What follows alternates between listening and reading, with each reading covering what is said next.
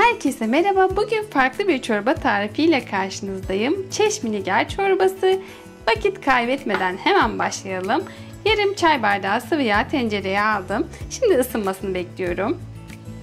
Yağ kızdıktan sonra bir adet orta boy küçük küçük doğranmış soğanı tencereye alıyorum.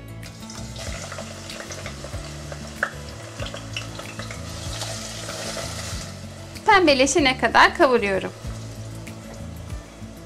1 yemek kaşığı un ilave ediyorum. Unun kokusu çıkana kadar tekrar kavuruyorum.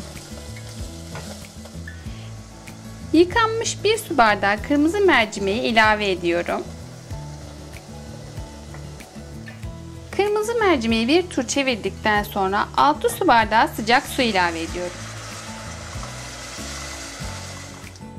Karıştırdıktan sonra kaynamaya alıyorum. Kaynadıktan sonra da mercimekler iyice dağılana kadar kaynatmaya devam ediyorum. Gördüğünüz gibi kırmızı mercimekler iyice yumuşadı ve dağıldılar. Ocağın altını kapatıyorum. Çorbayı blenderdan geçiriyorum.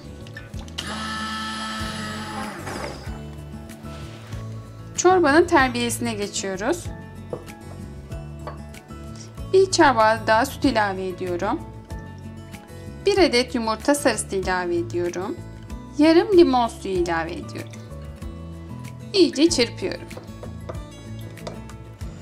Terbiyeye sıcak sudan yavaş yavaş ilave ediyorum. İlave ederken de mutlaka karıştırıyorum.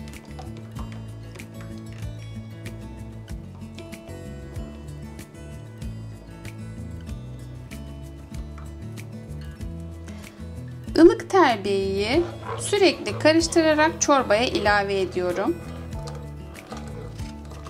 Ocağı tekrar kaynamaya alıyorum. Kaynayana kadar karıştırıyorum. Çorbayı birkaç dakika kadar kaynattım. Şimdi 1 tatlı kaşığı tuz ilave ediyorum.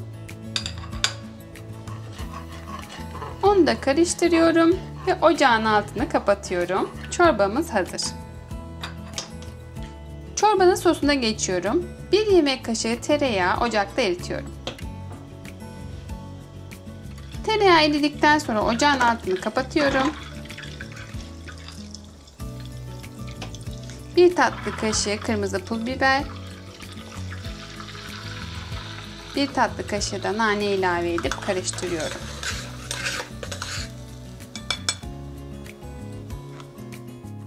Siz de tarifimi deneyip yorumlarda görüşlerinizi benimle paylaşırsanız çok sevinirim. Farklı tariflerde görüşmek üzere, hoşça kalın.